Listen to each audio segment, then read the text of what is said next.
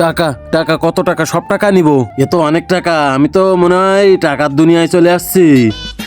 আমি তো অনেক ধনী হয়ে যাবো, অনেক টাকা। আবে ওঠ। আরে শালা, আমি তো ঘুমের মধ্যে টাকার দুনিয়ায় চলে গেছিলাম, তুই আমার ঘুমের থেকে উঠাই দিলি। আমি তো শালা কোটিপতি হয়ে যেতাম। আরে শালা, স্বপ্নের টাকা দেখে কেউ যদি কোটিপতি হয়ে যেত তাহলে তো সারা দুনিয়ার লোকই কোটিপতি হয়ে যেত। দাঁড়া দাঁড়া দাঁড়া, আমি টাকা পকেটে রাখছিলাম। হ্যাঁ দেখ দেখ, এই টাকা আমি পকেটে রাখছিলাম। চল তাইলে তোর স্বপ্নে ফিরে যাই, এবার অনেক টাকা নিয়ে আসবো। হ্যাঁ চল। আরে এ আবার কই চলে আসলাম? আরে কই নিয়ে আসলি আমারে?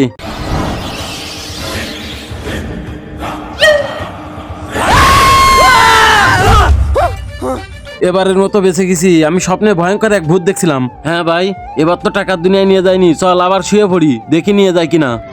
কিন্তু তার আগে তোমার কাছে কোনটা সব থেকে দামি, এক বস্তা টাকা নাকি মা বাবা? যদি মা বাবা হয় তাহলে ভিডিওতে একটা লাইক দিয়ে চ্যানেলটি সাবস্ক্রাইব দিয়ে রাখো। যদি লাইক সাবস্ক্রাইব না করো তাহলে বুঝে নেবো তুমি তোমার মা বাবাকে ভালোই বাসো না। আরে এইবার কই আসলাম রে? জমলো কি? ভুল জায়গায় চলে আসছি, চল ভাই ফিরে যাই। এইবার আর তোমরা ফিরে যেতে পারবা না। আরে কেন? তোমরা কি ভাবছো স্বপ্ন দেখছো? এখন আর স্বপ্ন না, তোমরা এখন মরে গেছো। কি করে? ওইদিকে দেখো।